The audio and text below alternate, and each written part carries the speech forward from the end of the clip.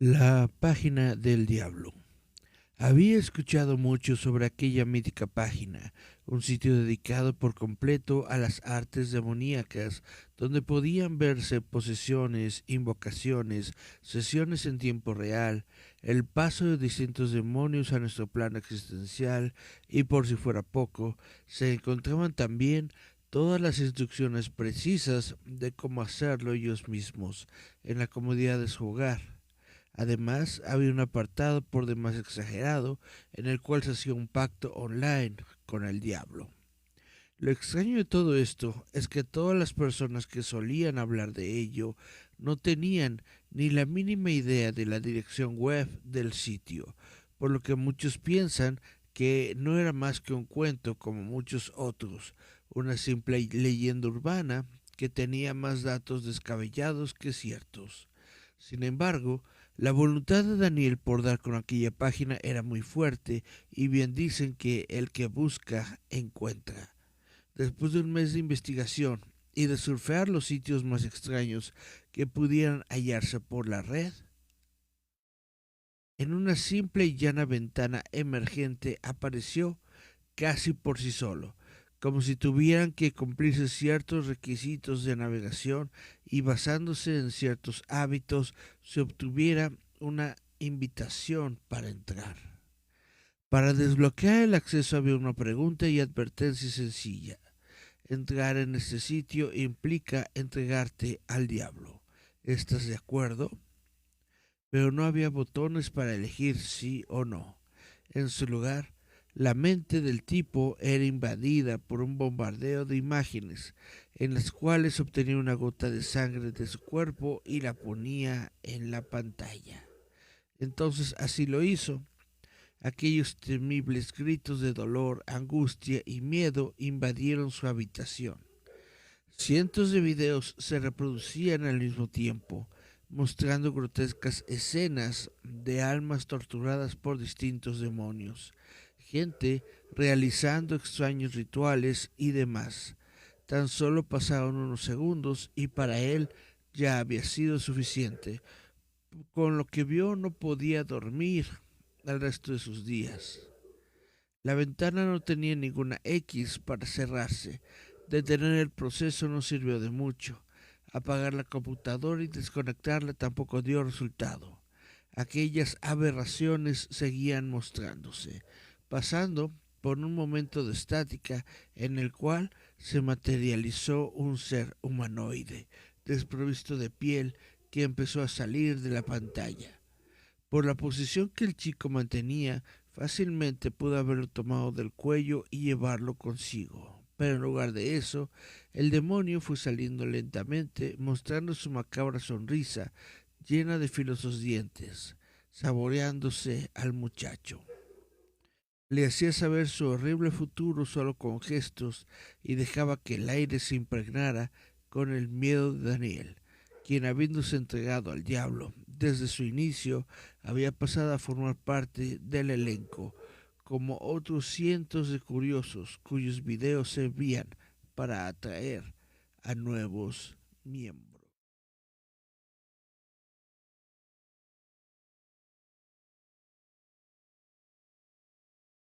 Hola, hola, hola, yo soy Eric Contreras Ayala, esto es Visitantes Nocturnos, espero que todos se encuentren bien, espero que se encuentren tranquilos en su casa o en cualquier lugar donde ustedes nos suelen escuchar. Esto es Visitantes Nocturnos, el primer programa de Visitantes Nocturnos de noviembre. Chan, chan, chan.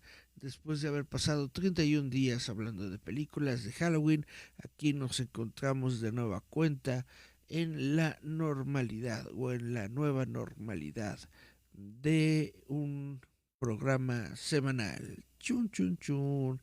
¿Y de qué vamos a hablar hoy? Hoy vamos a hablar sobre brujería. Permítanme, antes de comenzar a hablar del tema del día, revisar si es que tenemos algún tipo de mensaje por medio de nuestra cuenta de Facebook donde normalmente nos conectamos. Chan,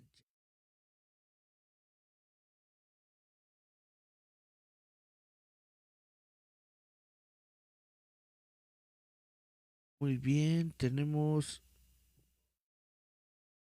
Hay tantos. Bueno, dice... Miriam sobre Luthor dice, hola jefazo. Dice, extrañaba mi dosis de visitantes nocturnos. Dice Cari Santiago, oh sí, buenas, buenas. Dice Sony Beth Álvarez, Oli. Francisco Fabián López Castillo dice, hola, buenas noches. Sonia Ivette, hola. Ya ve el formato en blanco y negro. Ah, caray. Dice Lalo Moreno, hola, hola Lalo Moreno.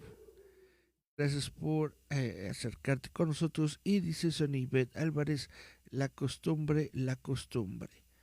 Pues estamos hoy en un programa más de visitantes nocturnos y pues quería yo platicar sobre la magia y la brujería en México. La magia y la brujería en México es el resultado de la fusión de las tradiciones ocultas de los indígenas prehispánicos y las de los españoles que llegaron después de la conquista, además de los elementos del mismo tipo que proporcionaron los esclavos negros. En los pueblos indígenas más aislados, la tradición antigua contiene pocos rasgos que de las influencias extrañas, aunque algunos de los elementos españoles muchas veces se encuentran reelaborados. Forman parte de ella entre los mestizos rurales el sincretismo de las ideas mágicas de una y de otras culturas se presentan de manera más evidente e inclusive en las áreas urbanas se pueden observar muchas manifestaciones del pensamiento y actividades mágicas que son una mezcla de ambas tradiciones.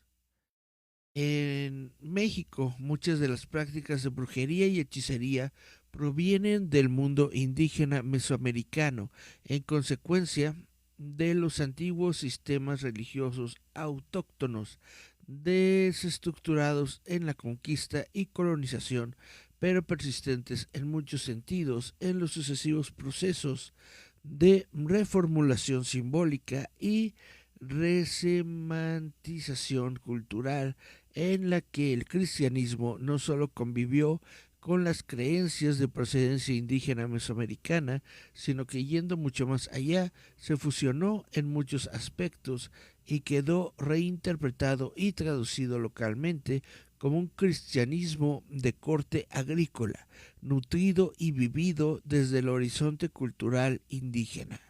Recordemos en este sentido las referencias de los frailes cronistas del siglo XVI, de lo que hoy es México. Por ejemplo, Fray Diego Durán recalcaba la imperante e impostergable necesidad de saber de raíz los antiguos engaños y supersticiones para evitar que esta miserable y flaca gente no mezcle sus ritos antiguos y supersticiones con nuestra divina ley y religión cristiana, porque son tantos y tan enmarañados y muchos de ellos frisan tanto de los nuestros que están encubiertos con ellos y acaece muchas veces pensar que están habiendo placer y están idolatrando y pensar que están jugando y están echando suertes de los sucesos delante de nuestros ojos y no los entendemos y pensamos que se disciplinan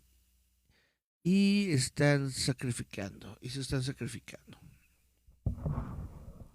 Parece ser que esta idolatría que se desarrollaba ante sus propios ojos era solapada por no saber lo que estaba pasando. Era lo que más mortificaba al fraile, pues repite insistiendo en esto más adelante. Y así erraron mucho los que con buen celo, pero no con mucha prudencia, quemaron y destruyeron al principio todas las pinturas de antiguallas que tenían, pues nos dejaron tan sin luz que delante de nuestros ojos idolatran y no nos entendemos en los mitotes, en los mercados, en los baños y en los cantares, en las comidas y banquetes, en el sembrar, en el coger, en el encerrar de los troces, está hasta en el labrar la tierra y edificar las casas, y pues en los mortuorios y entierros, y en los casamientos y en los nacimientos, y sobre todo se perfeccionan. Era una celebración de las fiestas. En todo mezclan superstición y idolatría, hasta en irse a bañar al río. Motolenía por su parte indicaba que, ya que pensaban los religiosos que con estar quitada la idolatría de los templos del demonio y venir algunos a la doctrina y bautismo estaba todo hecho, hallaron que era mucho más lo que quedaba por hacer y vencer. Hallaron lo más dificultoso y que más tiempo fue menester para destruir, y fue que de noche se juntaban y llamaban y hacían fiestas al demonio, con muchos y diversos ritos que tenían antiguos. Más adelante en el tiempo, en el siglo XVII, llama la atención que Fray Jacinto de la Serna, en su manual de ministros, apuntaba lo siguiente exactamente en los mismos tiempos que sus colegas antecesores lo hicieran del siglo XV. Nos damos cuenta que los ídolos no están olvidados como creíamos, por el contrario, están tan vivos que los nativos, a pesar de creer que existe un Dios, creen al mismo tiempo que las cosas del mundo operan por la acción de sus ídolos, y por eso se entienden con ellos, como si los tuvieran presentes, y les rinden adoración, y les temen más que al verdadero Dios que les ha sido enseñado, y los veneran más que a Él. Por tanto, les ofrecen animales, comida y bebida, y les dan gracias por los bienes recibidos que ellos piensan que han recibido, y les dedican la sangre de gallinas y otros animales. Hay algunos que ofrecen su propia sangre, como en los tiempos antiguos, perforándose los oídos y la piel en lugares que no puedan ser vistos con facilidad. Pero recordemos que además de esta beta indígena, también tenemos que reconocer que muchos elementos que hoy se engloban en la categorización de brujería, hechicería y magia en México provienen de la influencia cultural africana, que a partir del arribo de esclavos negros, especialmente en Veracruz, Campeche, Chiapas y Tabasco, dio origen a la influencia cultural en México de ciertas concepciones mágico-religiosas provenientes de África, tales como el animismo, el vudú, etc., dando lugar a nuevas manifestaciones culturales y religiosas sincréticas, tales como la santería y los orishas, entre otros. Chun, chun, chun.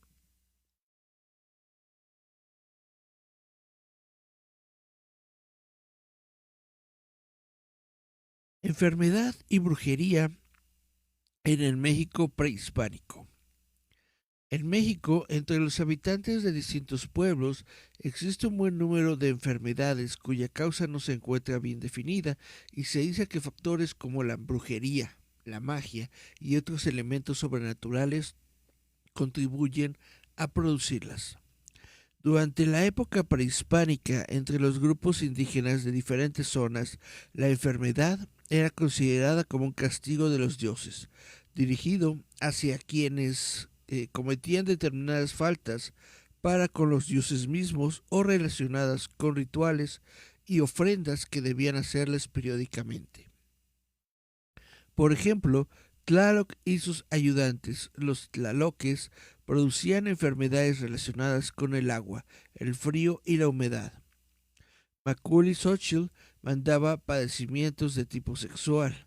Xochiquetzal se encargaba de enviar enfermedades contagiosas. Nanahuatzin, diversos males en los ojos.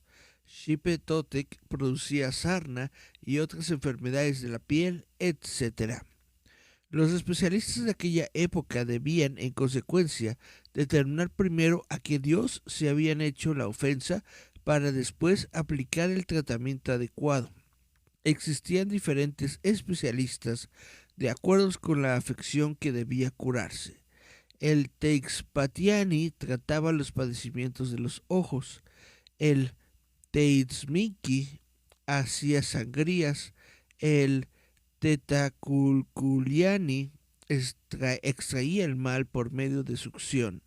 El Teomiquetzani se encargaba de arreglar los huesos. La Temixijutiani o partera, el Tepetlani tenía conocimientos sobre las diferentes plantas medicinales. Las fuerzas sobrenaturales que causaban las enfermedades intervienen también en la manera de tratarlas. La medicina entonces quedaba por completo en el plano de lo sobrenatural y el Tzitl, que es la denominación general para los especialistas del arte de curar, tenía un papel de suma importancia, puesto que en sus manos estaba la seguridad del grupo, en lo concerniente al mantenimiento de la salud de sus integrantes. De esta forma, los especialistas llegaron a tener un amplio conocimiento de las propiedades de diferentes plantas, animales y minerales de la zona en que habitaban. Una de las maneras en que los especialistas realizaban el diagnóstico de las enfermedades era mediante el uso de drogas alucinógenas como el peyote, los hongos, semillas de Oloyuxcli y otras, ingiriéndolas para ponerse en contacto con las divinidades, quienes les indicaban el mal que aquejaba a la persona y el tratamiento que debían seguir. En la época colonial, con la llegada de los españoles, los médicos indígenas fueron desprestigiados, pues sus conocimientos y técnicas se consideraban como brujería, hechicería y hasta se les acusó de favorecer intervenciones del demonio. Este personaje era desconocido para ellos, ya que como tal, los dioses indígenas tenían implícitas las dos facetas, o sea que podían, como los seres humanos, ser malos o buenos según las circunstancias. Los españoles trajeron a México una concepción particular de las enfermedades constituidas por algunos elementos racionales de la medicina científica del siglo XVI, aunado a conceptos religiosos medievales y a la creencia en el demonio como causante de todo mal. Así, con la conquista y particularmente durante la colonia, entraron en contacto diferentes tradiciones respecto a las enfermedades y a la toma en que deberían ser tratadas, a la forma en que deberían ser tratadas, dando lugar a una mezcla de creencias, prácticas y conceptos que conforman un tipo de medicina popular que nace de la revelación y que lleva consigo elementos místicos y mágicos de suma importancia. La explicación popular de las enfermedades. La mentalidad mágica popular explica de diferentes formas las causas que produce la enfermedad. Las principales son la pérdida del alma debido a que el individuo se asusta cuando encuentra el espíritu de un muerto o tiene un accidente inesperado, o bien el alma puede ser dañada por un hechicero cuando sale del cuerpo durante el sueño, o el experimentar emociones fuertes producidas por celos, corajes, vergüenzas o envidia. El que un elemento extraño de forma física o espiritual se introduzca en el cuerpo, y otra es que la enfermedad puede ser producida por los pecados cometidos por la persona, o sea, como daño por transgredir las normas impuestas y aceptadas por el grupo.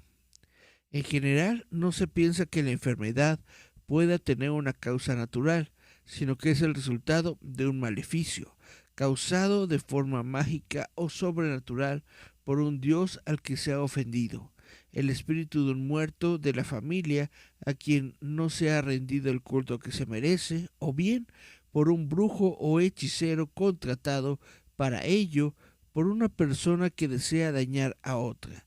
Cuando se sienten enfermos, los habitantes de las zonas rurales, indígenas y aún algunos estratos sociales de las zonas urbanas acostumbran visitar a los curanderos, quienes realizan las curaciones de diferentes formas. Entre ellas está la succión, la limpia, el rociado con alcohol y la transferencia de la enfermedad a un objeto que después se tira a un lugar apartado. Las limpias se basan en el principio de la transferencia del mal. Cuando el sujeto es limpiado con un huevo, con hierbas, con minerales e inclusive en algunos casos con una gallina, el mal pasa mágicamente a ellos y así, y el enfermo queda limpio del hechizo o de la enfermedad sobrenatural que lo aquejaba. Los hechizos o embrujamientos, según la creencia popular, son el resultado de los deseos hostiles de otras personas. Se logra cuando se desea intensamente causar daño a otro. O lo que es más frecuente, contratando a un especialista para que a través de sus ritos mágicos provoque el mal.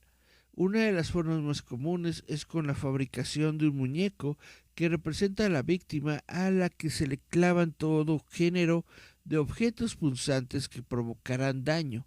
Resulta más efectivo si el muñeco lleva un trozo de tela de alguna de las prendas de vestir de la persona que se quiere dañar. El mal de ojo. El mal de ojo que se cree daña principalmente a los niños cuando los ve una persona que tiene una mirada fuerte o alguien que les admira o envidia. Es muy frecuente en todo el país. Esto no es una creencia particular o distintiva, sino prácticamente universal, ya que el mal del ojo se encuentra en España, Italia, Portugal, Grecia, Francia, Alemania e Inglaterra. En muchos de los lugares mencionados se cree también que existen amuletos que pueden neutralizar los efectos del mal del ojo, que van desde escapularios y medallas benditas hasta ajos y cebollas. En México es frecuente el uso de una semilla conocida como ojo de venado, la cual se dice revienta con ese tipo de miradas, salvando al niño de la enfermedad. Los malos aires tienen también una relevancia especial dentro de las enfermedades sobrenaturales. Estos pueden introducirse en el cuerpo por pasar junto a un panteón, después de haberse bañado, por haber asistido a un velorio, por haber estado junto a un enfermo grave cuando se tiene una herida en el cuerpo y también por la acción de malos espíritus como los aires de la lluvia, de la noche, de la basura y del frío.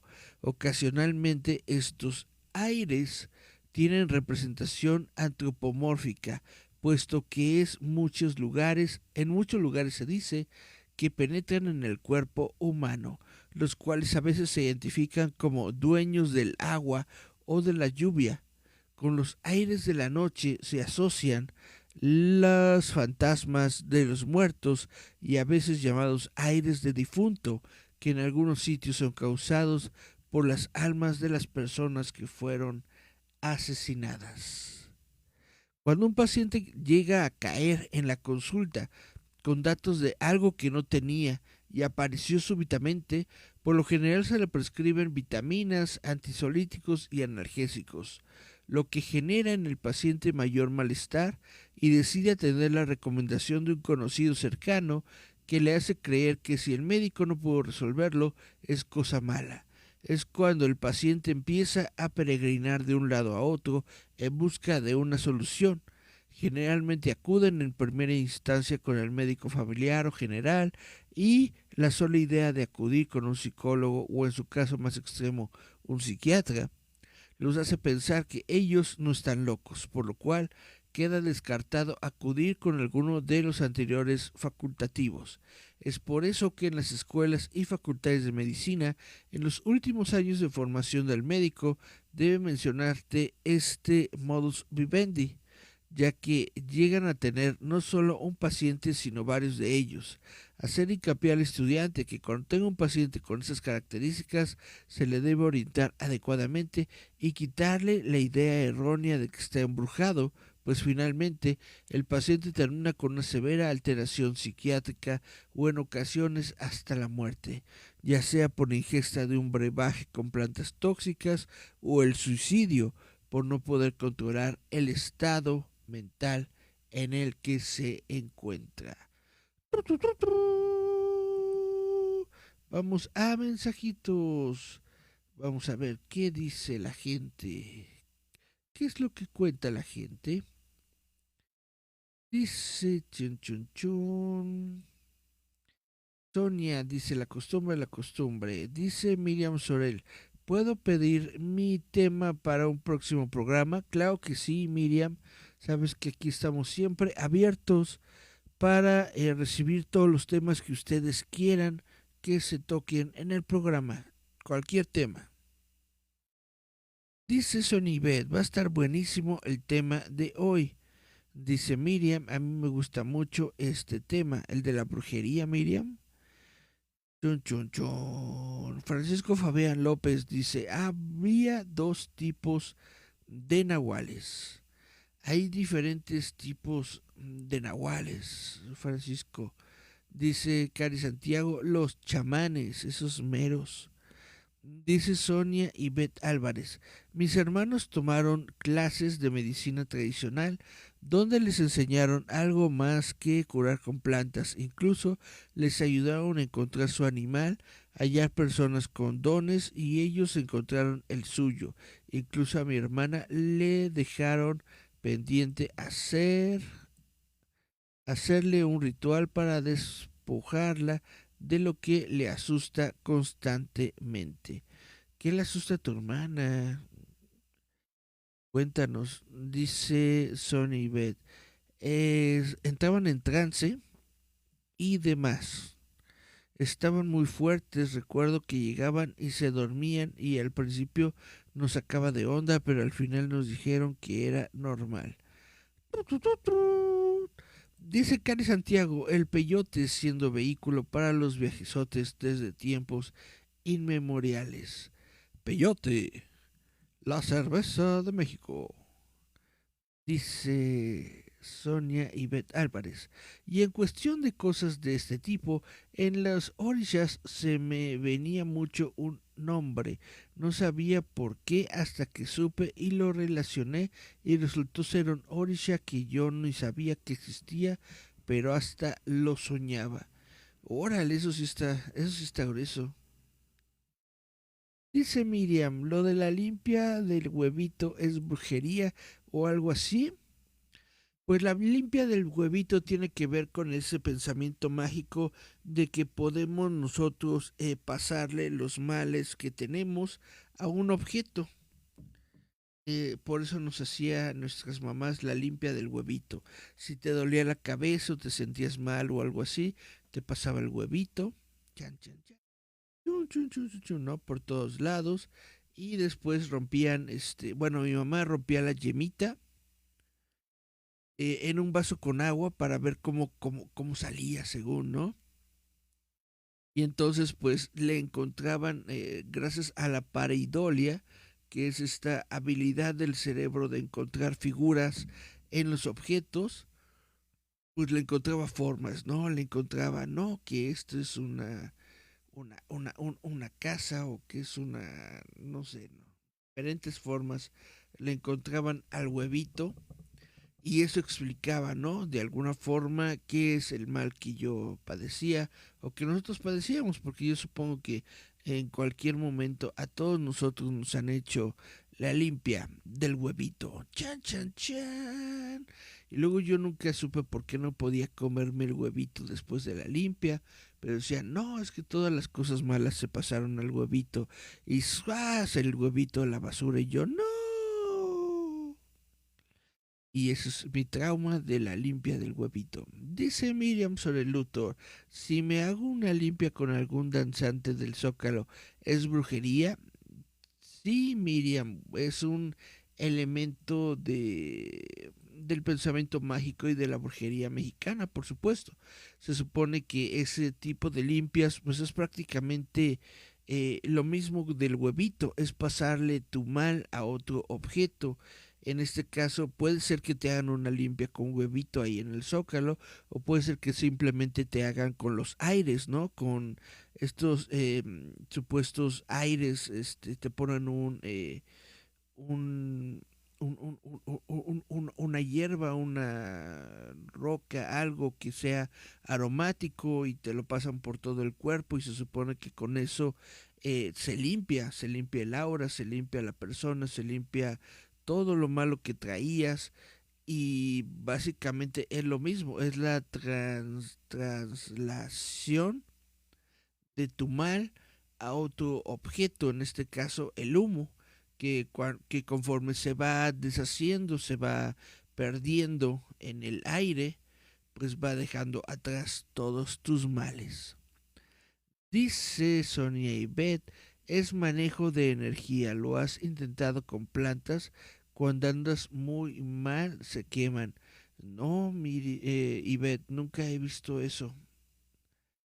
Dice Sonia, con huevo, cuando eres muy pro, ves cosas. Yo ya podía ver gente, pero dejé de hacerlo. Tu, tu, tu, tu. Dice Miriam, sí pasa cuando mi mamá estaba grave de COVID en el hospital, todas sus plantas se secaron, hasta que regresó empezaron a retoñar de nuevo.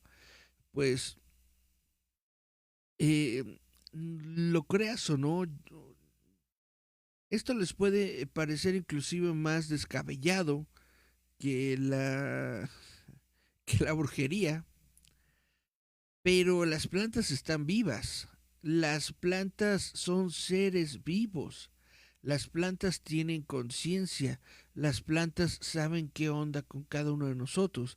Si la persona que cuida las plantas está mal o no está en la casa, las plantas lo sienten. Si la persona que las cuida no las está cuidando propiamente, no les está echando su agüita, sus nutrientes, sus cosas, todo esto, pues las plantas obviamente lo sienten. Las plantas son seres vivos. Las plantas tienen conciencia. Que no puedan expresar esa conciencia de forma verbal o de una forma más anímicamente como los animales, no significa que las plantas no sientan o no estén realmente viéndonos, escuchándonos o participando activamente en nuestras vidas. Por eso, pues a mí me parece ridículo el concepto de los veganos, de que las plantas no sienten o de que las plantas no tienen conciencia y cosas así, porque sí la tienen, sí tienen. Cuando les quitas sus frutitas, les duele. Cuando abres la frutita y te la comes, pues obviamente esa frutita deja de existir para darte a ti, para darte salud, para darte energía, para darte todo esto. Prácticamente la plantita te está pasando su esencia, que es exactamente igual que con una hamburguesita. Cuando tú te comes una hamburguesita, la vaquita se muere para poder pasarte a ti su esencia vaquil, su esencia de mundo, su cuerpo prácticamente, ¿no? Porque los católicos o los religiosos tienen que ser los únicos que realizan estos rituales del cuerpo y de la sangre. ¿Por qué no puede uno también hacerlo simplemente en la cena, en la comida, ¿no? En lugar de estar tomándose el cuerpo de Dios, ¿no? En el ritual de la misa cada domingo, puedes estar tomando el cuerpo de la vaca cada vez que vas a McDonald's, ¿no? ¿No? Esta es mi hamburguesa con la que los bendigo a todos. Chirin, chirin, chirin, chirin. Esta es mi coquita con la que salvé mi sed y ustedes también háganlo, por favor. Chilin, chilin, chilin, chilin. Y así, estas son mis papitas porque salieron de la papa que yo tenía en mi casita. Ustedes también cómanse una papita en mi honor. Chilin, chilin. Cosas así. Básicamente, los rituales son lo mismo.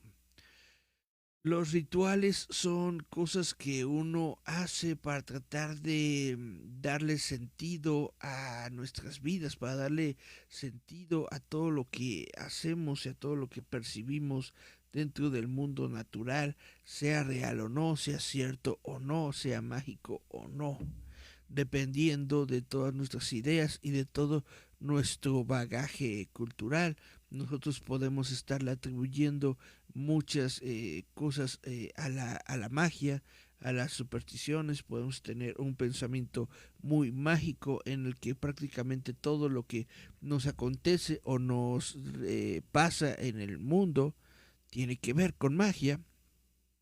O podemos ser unas personas más prácticas, más realistas y darnos cuenta de que quizás lo que nos está ocurriendo tiene que ver con ciencia.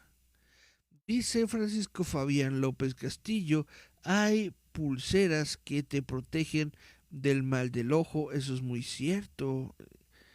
Y también dice Miriam Sorel, ese dato no me lo sabía. Chan, chan, chan.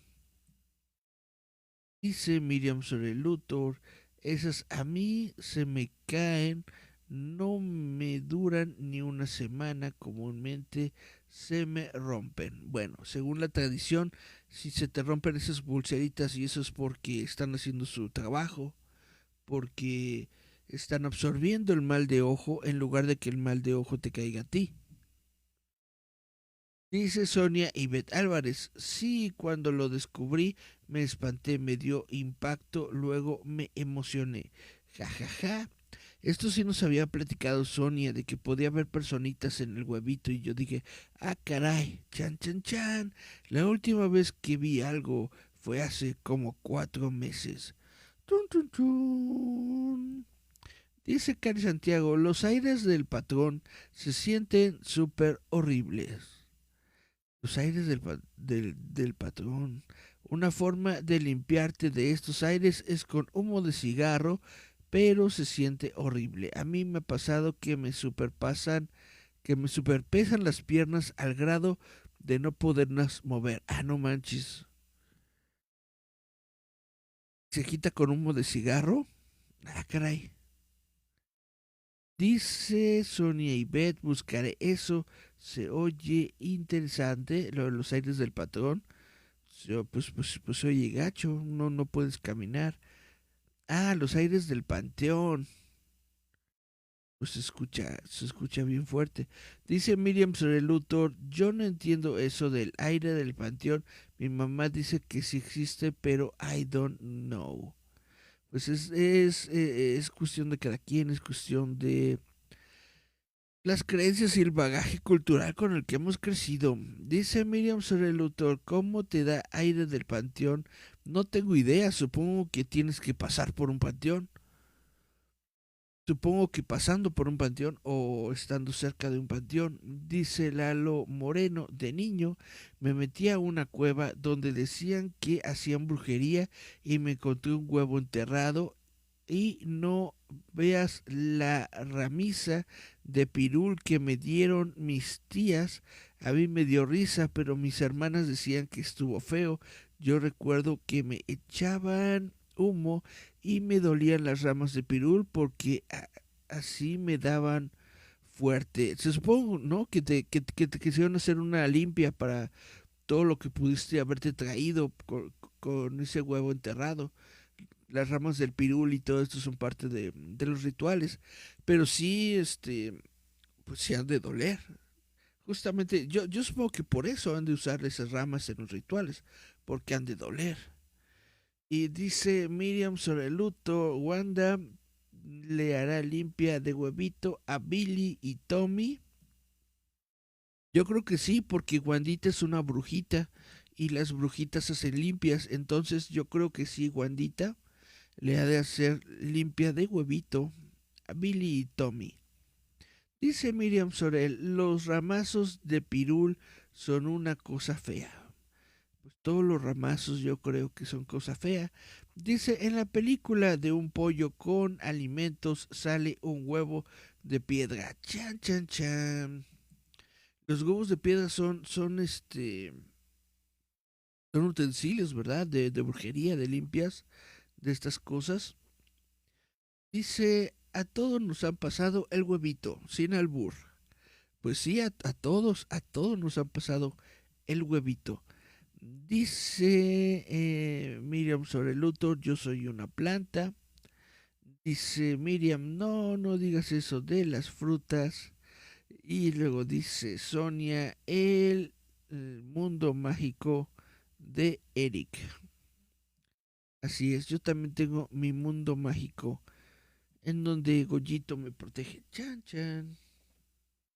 Dice Miriam sobre el luto, próximo programa, El aire del panteón. Bueno, está muy bien, Miriam. Todo lo que tú quieras que se hable en el programa, tú dímelo y yo lo anoto para que lo chequemos y lo platiquemos. El aire del panteón.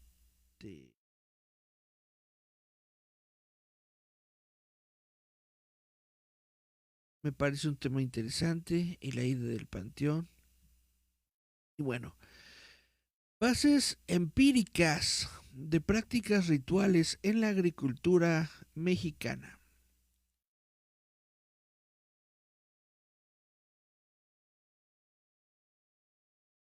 Es común entre los estudiosos del campo mexicano, principalmente de los allegados a la Revolución Verde, ignorar o desechar las prácticas religiosas campesinas relacionadas con los cultivos por considerarlas fuera de la ciencia o inservibles para la investigación agrícola. Sin embargo, un estudio más cuidadoso de este fenómeno indica que los rituales practicados tienen una gran carga empírica de actividades materiales agrícolas para cuidar los cultivos. Estos rituales y prácticas materiales que se ejercen durante todo el ciclo entre la siembra y la cosecha posibilitan al campesino el logro de los plantíos. Ambas actividades son indivisibles en su mundo tradicional, donde no se puede hacer la una sin la otra. Es decir, en el mundo tradicional campesino, las prácticas y la cosmovisión no están separadas, ambas conviven en el plano cotidiano donde ambas influyen una a la otra. Existe una razón por la cual se tiende a desplazar la importancia de los rituales en las ciencias agrícolas. Esto radica en su dificultad para entenderlas por el constante uso de plegarias y rezos en forma de metáforas. En el siglo XVI, Fran Diego Durán escribía al respecto. Dice, todos los cantares, plegarias y rezos son compuestos por unas metáforas oscuras que apenas hay quien las entienda. Si muy de propósito nos estudian y platican para entender el sentido de ellas. Yo me he puesto de propósito a escuchar con mucha atención lo que cantan y entre las palabras y términos de la metáfora parece un disparate y después platicando y conferido son admirables sentencias. Esa ignorancia sobre la relación entre los ritos y las prácticas agrícolas seguía casi un siglo después, cuando a principios del siglo XVII un religioso a quien se le solicitó información sobre los rituales afirmaba: es todo un lenguaje dificultoso y casi ininteligible. No es otra cosa que una continuación de metáforas no solo en los verbos, sino aún en los nombres sustantivos y adjetivos, y pasa a una continua alegoría. Precisamente este mundo metafórico al que se refería el religioso es en el que corresponde a la cosmovisión y cultura del mundo campesino. Si no es entendido, difícilmente se accede a la conexión de los rituales con las actividades agrícolas y su entorno. En los ritos está inmensa y enlazada la relación entre las semillas de las plantas, los animales, las plagas, los instrumentos, suelos y el ambiente, con las prácticas de uso y manejo de los recursos de las parcelas. El inicio del ciclo agrícola se marca con la apertura de tierras para el cultivo, conocido comúnmente como barbecho. Esta actividad, tal y como lo conocemos ahora, es de origen español. Con la época precortesana, el cultivo se hacía con coa o palo plantador. La remoción del suelo evitaba prácticamente la labranza. Sin embargo, los cronistas españoles equipararon este acto de clavar la coa como parecido o equivalente al barbecho europeo, por lo que así se interpreta en los documentos e informes. Al iniciar esa actividad, informa el padre Ponce en 1892. Los campesinos primero hacen su oración a la tierra, diciéndole que es su madre y que la quieren abrir y ponerle el arado. Órale. Ok. A este punto piden favor a su deidad Quetzalcóatl en su forma de protector de la agricultura para que les dé esfuerzo para poder labrar la tierra. El anterior ritual no está descrito con particularidades por los cronistas, pero en general el campesino se disculpa con la tierra por la deformación que iba a hacerle a trabajar en su superficie. Después le pide favorecerlo en dejarle plantar semillas de las cuales depende su sustento. Después del barbecho, entiendo, aquí como limpia de terreno o remoción del suelo, se preparaban los indígenas para la siembra de maíz. Según el padre Ruiz, se preveían de una coa, o tarecua de palo duro y bien labrado, con el que han de cavar una para sembrar el maíz. Cogen la espuerta de palma, que es una especie de canasto, donde tienen guardados las mazorcas de maíz que han de servir de semilla, y esto se entiende que aunque habían de sembrar mucha cantidad, siempre empiezan la siembra por unas mazorcas escogidas sobre la que cae el conjuro, como comprendiendo las demás. Estas las guardan al fin de las cosechas, atándolas primero en manojos y valiéndose para ello por cuerda del mismo ollejo que cubre la mazorca, y colocándolas al aire, y cuando ya están del todo secas, las ponen en la espuerta o canasto de palma que han de llevar para empezar con ella la siembra. Cogida pues la dicha espuerta y la tarecua, entra el conjuro hablado con la tarecua. Este conjuro se hace en la casa del campesino.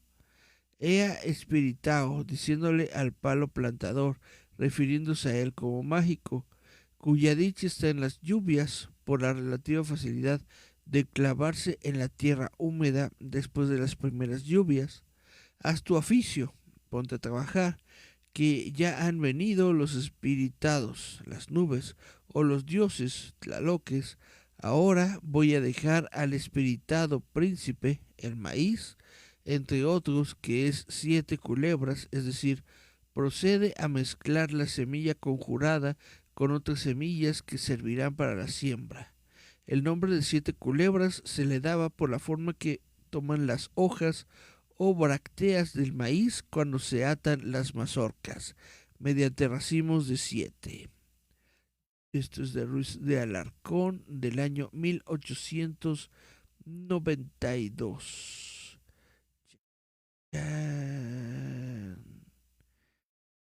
Vamos a... Bueno, hay un conjuro para plantar magueyes.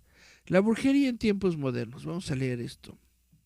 La fe de las personas en aspectos sobrenaturales hace que busquen una respuesta a sus preguntas más internas a través de la lectura de cartas, de café, del tarot, de la mano, del cigarro, y obtener una solución favorable a sus problemas de amor, dinero, celos, mala suerte, desempleo, etc.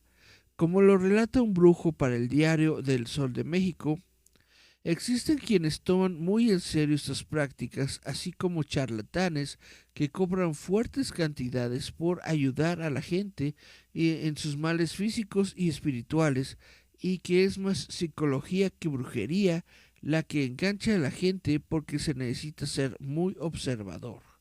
Cuando se habla de brujería en México, muchos lo clasifican como negocio lucrativo más que como un fenómeno ancestral. En el mercado de Sonora de la Ciudad de México se suelen ver brujos y hechiceros que dicen vender cifras que superan los $100 de diferentes prácticas para mejorar su suerte. No existen cifras oficiales, pero según se reporta, en el mercado existen 404 puestos que se dedican a la santería, y datos de ello y datos de Helio Masferercan. Por cada 3.500 personas podría haber hasta 100 brujas y brujos, ya que esto no es exclusivo de un solo género y está tomando mucha fuerza día con día, ya que es normal que cada clase social tenga sus propias brujas. ñaca ñaca. En el centro histórico de la Ciudad de México se encuentra el mercado de Sonora, un sector dedicado a la brujería, ya que por sus diminutos pasillos afirman tener solución para todos tus problemas, abarcan todas las diferentes sectas de magia y santerías existentes. Hay estatuas de la Santa Muerte o Amalverde, además de tótems, pociones, hierbas y muñecos para la práctica del chamanismo, la magia blanca o la magia negra. También en la localidad de Catemaco, al sur del estado de Veracruz, desde hace décadas es el hogar de cientos de brujos y hechiceros que también supuestamente te pueden ayudar en cuestiones de salud, dinero y amor.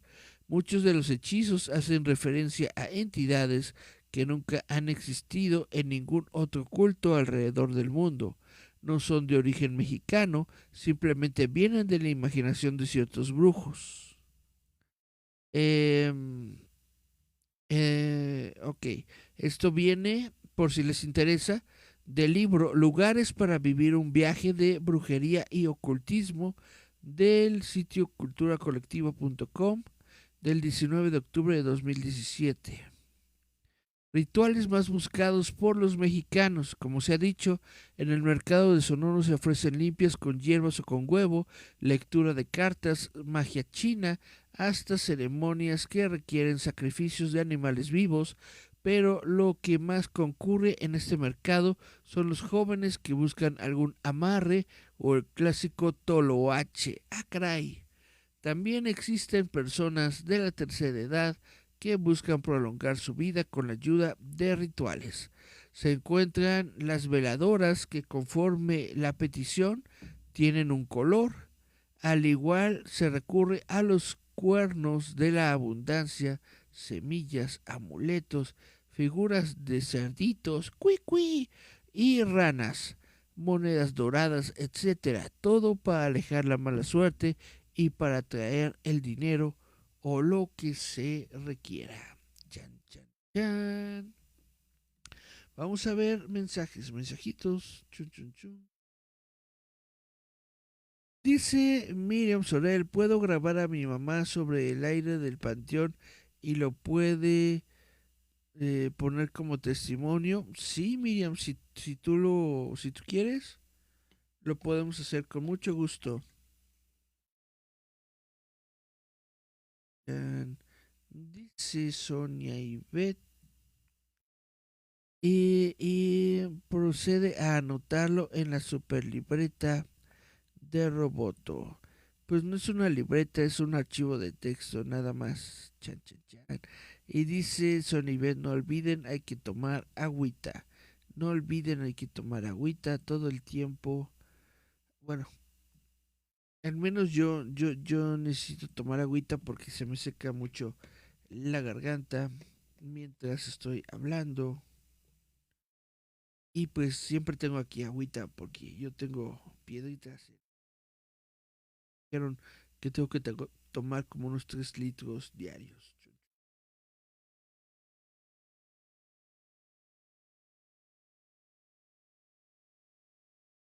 Y para eso también hay rituales. Se supone que hay tés que te ayudan, ¿no? Con las piedritas en los riñones.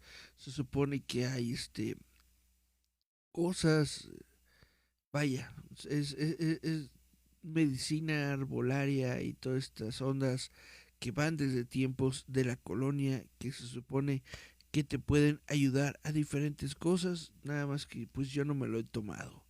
Dice Miriam sobre Luthor, debajo debajo de un árbol de mango, debajo me puse a pensar, los árboles tenemos que cuidar.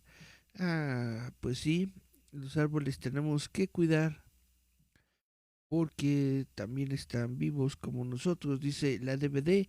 Yo no me meto en eso de la brujería, sepa si en realidad a la entidad con quien le hacen esas cosas te haga algo en algún futuro, mejor vivir la vida como va.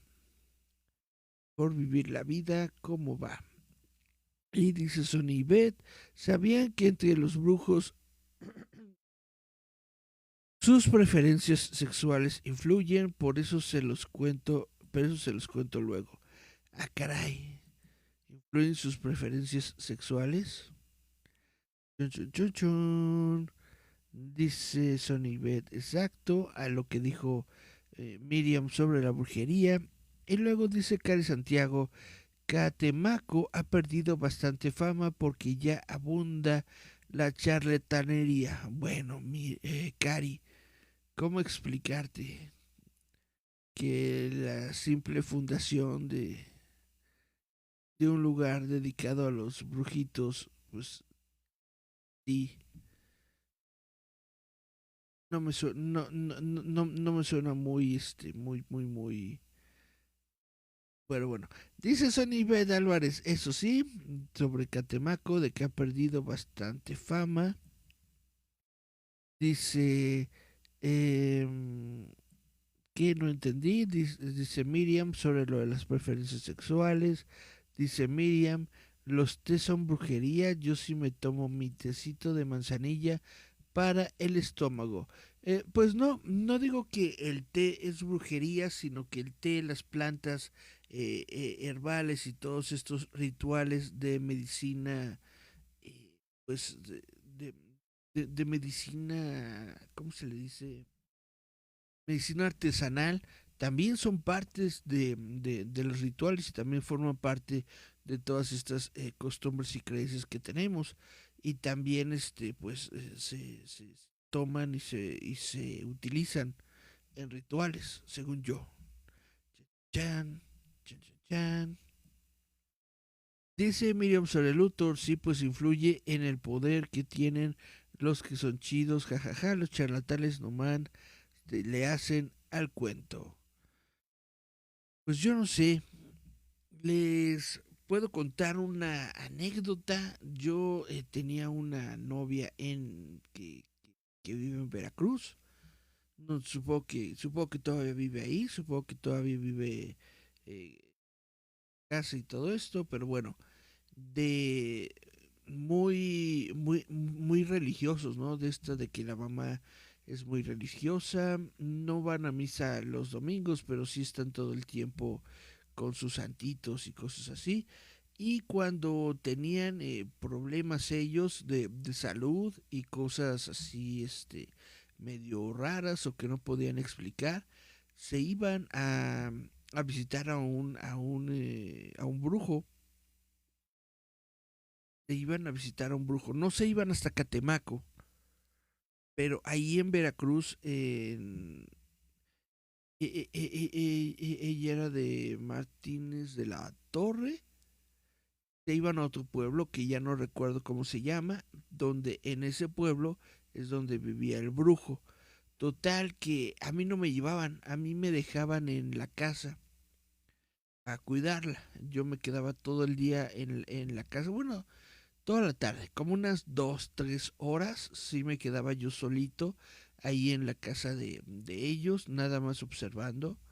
Ahí, o me echaba un sueñito o algo, porque si se tardaban unas 2, 3 horas, se iban, en lo que quién sabe qué rituales hacían y regresaban ya en la tarde noche. Y pues yo nunca entendí qué es lo que hacían. Yo nada más veía que colocaban veladoras en el suelo, luego las volvían a poner en su lugar y regresaban como con ramitos de hierbas y flores y cosas así que tenían que colocar en diferentes lugares. Y bueno, yo realmente nunca pregunté mucho del asunto, solamente sabía que era eso, que tenían un brujo al que iban a visitar de vez en cuando. Y pues a veces lo iban a visitar mientras yo iba de mis vacaciones a visitar a esta exnovia. Dice, chun chun chun, te hizo amarre tu novia de Veracruz. Pues no sé, no creo, porque me dejó chan chan chan, dice Sonia Ivette Álvarez, hay que averiguarlo, chan chan chan. No, pues no creo, dudo mucho que me hayan hecho amarre. Y si me lo hicieron, pues nada más es perder el dinero, qué mala onda. Mejor díganme así de frente que si quieren que si armamos algo, es más barato que hacer el amarre. Chun chun chun. Pues bueno, eso es lo que yo tengo sobre brujería en México. Es un tema muy interesante, es un tema muy extenso. Porque, pues como ven, como han estado escuchando en los mensajes, como han visto en todo lo que hemos visto el programa de hoy, pues es algo que se extiende por todo México. Cada lugar tiene sus propios rituales, cada lugar tiene sus propias maneras de hacer las cosas. Hay muchas zonas mágicas dentro de México. En la Ciudad de México tenemos el famosísimo Mercado de Sonora, en donde a mí me gustaría ir alguna vez a hacer como una especie de recorrido, si alguno de ustedes está disponible, podríamos hacer un live stream desde el mercado de Sonora. O grabar algo de videíto, ¿no? Ir por ahí por sus pasillos, recorrerlos, llenarnos de pachuli y de todas esas cosas que queman ahí en el mercado de Sonora, con sus estatuas de la Santa Muerte y de los narcos, y sus estatuotas, ¿no? De San Judas Tadeo. Estaría interesante. También en el mercado de Sonora tienen como juguetes. Bueno, yo me acuerdo que ahí tenían juguetes rebabitas. O sea, cuando yo era niño, no me acuerdo si era el mercado de Sonora o si era otro. Estoy casi seguro que sí era el mercado de Sonora. Pero yo me acuerdo que afuera del mercado, o sea, entre los puestos, había uno que tenía un montón de juguetes de esos de rebabitas que eran copias de juguetes de Star Wars. O sea, ahí prácticamente había llegado la fábrica o no sé qué a dejar todas esas figuras porque tenían bolsas inmensas. Hagan de cuenta que yo tenía como unos 6 7 años en esa época, medía yo como menos de un metro, tal vez un metro, y esas bolsas de plástico gigantes estaban, o sea, me llegaban al mismo tamaño de yo. Y me acuerdo mucho que en esas bolsas gigantes pues tenían de diferentes figuras. O sea, había una bolsa gigante llena de Luke Skywalker. Había una bolsa gigante llena de Obi-Wan Kenobi. Y había una bolsa gigante llena de Darth Vader. Y ahí me compraron un Darth Vader rebabitas, o sea, de estas, todas estas figuras no son figuras con licencia, son figuras de piratas que tienen rebabitas. Ahí me compraron un Darth Vader rebabitas, chan chan chan, me acuerdo mucho de ese Darth Vader que según yo era en el mercado de Sonora, pero no me acuerdo si sí o si no. Y la verdad, hace tantos años que fui, que ya no, pues ya no sé, yo no sé si todavía siguen vendiendo juguetes rebabitas ahí en el mercado de Sonora. Lo que sí yo supongo que ya no venden la espada del augurio y la garrita de Leonó, que ese era el juguete así, ese era el juguete máximo cuando yo era niño y que te vendían en todos los mercaditos del país y del que yo no tuve ninguno. Cuá, cuá, cuá, cuá. También otro que era el juguete más famoso de esas épocas era de las tortugas ninja. Era tu antifaz de foamy y era un caparazón de plástico, un caparazón que te ponías en la espalda y tus armas ninja. Era muy, muy padre. Todos esos juguetes eran la onda. Déjenme regresar a los mensajes. Chum, chum, chum, dice Miriam Sorel, yo respeto la creencia de todos, pero se me hace mala onda que luego tiren los animales que utilizan en sus rituales en la calle. En esos 2 días he visto gallinas muertas por mi casa. Eso sí es horrible, que le quiten la vida a los pobres animalitos nada más para hacer sus rituales. Y también es horrible que tengan que estar aventándolos en barrancas, porque justamente aquí hay una barranca. Entonces, no manches, a cada rato, bueno, ha sido menos, o a lo mejor será que ya casi no salgo yo a la calle, pero aquí en una barranca que hay, justamente a cada rato dejan sus gallinas, gallos y cosas así de sus rituales, que hasta pusieron un letrero de que dejen de echar aquí sus rituales satánicos y sus porquerías, o les van a, si los encuentran, les van a dar en la... Ustedes saben. Bueno, los de Veracruz son malos. A mí me dejó uno también de allá, pero si no hubiera así, pues no hubieran pasado muchas cosas y hoy no estaría con mi chaparrito. Pues sí, todas las todo lo que vivimos es por algo, nos dejan experiencias, nos dejan eh, sí, experiencias, historias que podemos contar después en el Facebook sobre la ex que iba con la bruja. Chan, chan, chan, chan. Sony B dice ja, ja, ja, ja. Dice Cari Santiago, ¿y no llegaste a sentir algo raro mientras estabas allá? ¿Tomaban tu energía de alguna manera? Pues fíjate que ahí en casa de esa ex decían que aparecían muchas cosas. Decían que se aparecía una niña fantasma, decían que había... luego en las noches, ahí que por el camino, que salía charro negro, cosas así. La verdad tengo que ser completamente honesto y decir que yo nunca vi nada malo, yo nunca vi absolutamente pues nada, nunca se me apareció ningún niño, nunca vi ningún charro. Lo único que sí me perturbaba era el ruido nocturno, porque tú estás acostumbrado a que aquí en la ciudad la noche es prácticamente silenciosa, ¿no? No es completamente silenciosa, pero es prácticamente silenciosa. Escuchas el ruido de los autos, ¿no? De estos grandotes, ¿cómo se llaman? No, se llaman... Hay estos carrotes grandes, bueno, ¿no? Los escuchas, ¿no? Cómo pasan por la carretera. Y cosas así. Pero allá en casa de mi ex, yo casi no podía dormir por los grillos y todos los animalitos, vaya, los animalitos nocturnos. Se escucha así un chua, chua, chua, chua, chua, chua, un grillerío que no tienes ni idea. Es muy bonito, es muy padre, pero después de un rato tú dices, ya déjenme dormir, ¿qué ustedes no se van a dormir? Dice Miriam sobre Luthor, un tío trabaja ahí. Un tío, un tío tuyo trabaja en dónde, Miriam, en el mercado de Sonora.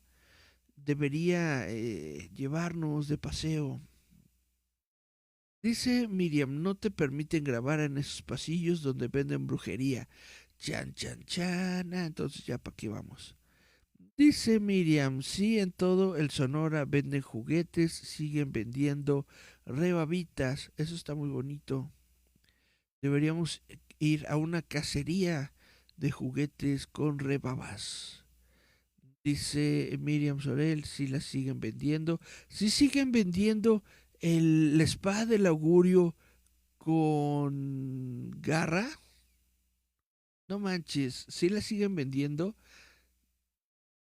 ¿Te cae? Yo quiero una, dice Mario Moreno.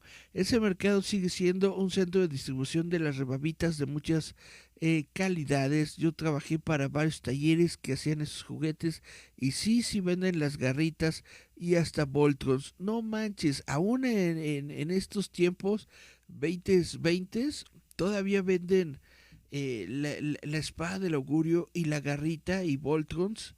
Si es así, yo quiero ir, quiero ir, quiero ir, quiero ir. Chan, chan, chan. Qué bonito. Dice Miriam Sorel Luthor, mañana voy a pasear por el mercado de Sonora. Ah, si encuentras una espada del augurio con garrita, tómale foto. Y sí, tómale foto, a ver si es cierto. Dice Miriam Sorel Luthor, los amigos borrachos de mi papá en Iztapalapa siempre le contaban que al menos una vez si vieron al charro negro. Desde ahí no me gustaba salir en la noche en Iztapalapa. Bueno, yo vivía en Iztapalapa y lo único que me pasó fue que salió la Llorona. Ya como unos 2, 3 noches consecutivas. Dice Sonia Ivette Álvarez, jajaja, así estoy. Dice Miriam Solel, bueno, si puedes grabar, pero algunos locatarios se ponen bien locos, creo más que nada porque lo que venden es ilegal. Pues seguramente porque lo que venden es ilegal o también no quieren que grabes sus trucos mágicos, sus secretos de la magia al descubierto. Uh, dice Sonia Ivette Álvarez, a mi novio igual le causa controversia cuando llueve, las ranas están insoportables. Ahorita está el grillerío a todo lo que da aquí, pero pues ya lo ignoramos. Al igual que los gallos que cantan a la 1, 3 y 5 AM. Ah, mira, tiene sus horarios, qué bonito gallito. Son las 3. Ya son las 4.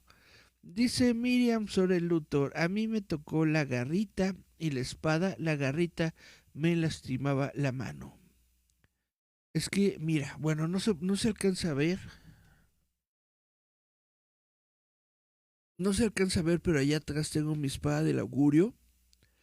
Y entonces lo que yo quiero es justamente la garrita, porque eso es lo que constituye todo el traje completo, ¿no?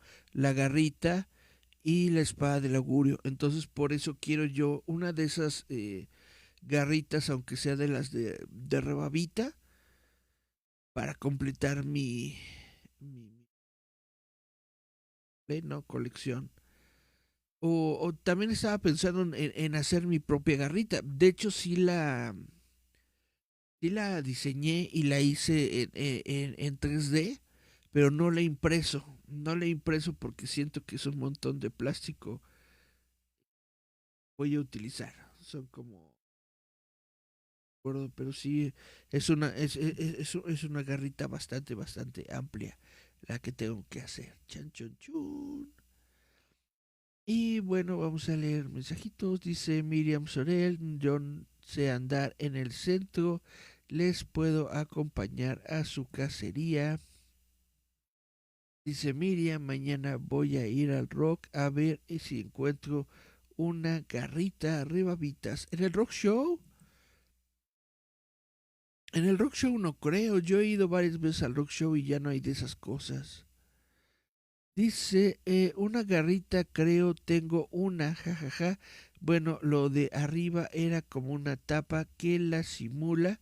Mañana la voy a buscar. Estaba arrumbada en un colote.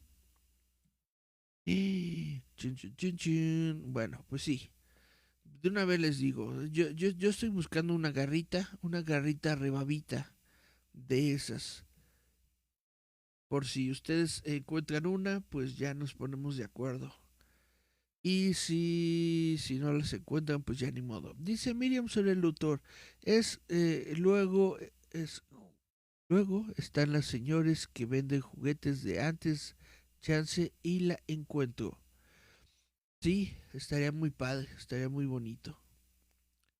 Pues bueno, chavitos, esto es el programa de hoy.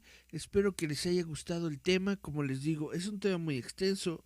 Prácticamente en cada región del país existe un lugar, ¿no? Existe un pueblito o existe una zona en donde todos sabemos que hay brujas, que hay chamanes, en donde uno puede ir a buscar sus remedios mágico, místico, misterioso y pues uno ya, en lugar de saber magia, uno puede ir por su poción multijugos y convertirse en no sé, categoría. Chan, chan, chan. Tu. Y pues así es muy padre la brujería en el sentido de que mientras no la ocupes para el mal, mientras no le estés tratando de hacer el mal a las otras personas, mientras no estés tratando de hacer el mal a ti y a ti y a tus seres queridos, entonces ahí sí la brujería es muy gacha. Pero cuando la brujería solamente es para ver si la chancluda de tu salón te manda el pack, pues entonces yo creo que no tiene ningún problema. Chan, chan, chan. Dice que excelente regreso de visitantes nocturnos. Dice ya se extrañaba el programa. Dice que buen programa. Y bueno, pues esto fue visitantes nocturnos, chavitos.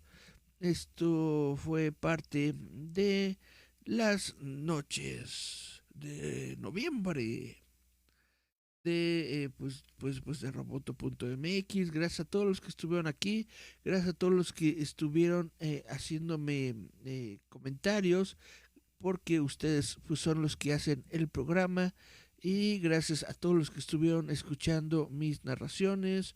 Esto es Visitantes Nocturnos, yo soy Eric Contreras, nos escuchamos, vemos la próxima semana. No dejen de estar en la sintonía de Líder Visa con todos sus bonitos programas de la Líder Familia. Otra vez, yo soy Eric Contreras Ayala, nos escuchamos, vemos la próxima semana, próximo sabadito a la medianoche. Por lo pronto ya es la 1. Vámonos a dormir. Bueno, yo voy a buscar algo que cenar y a dormir. Chan, chan, chan.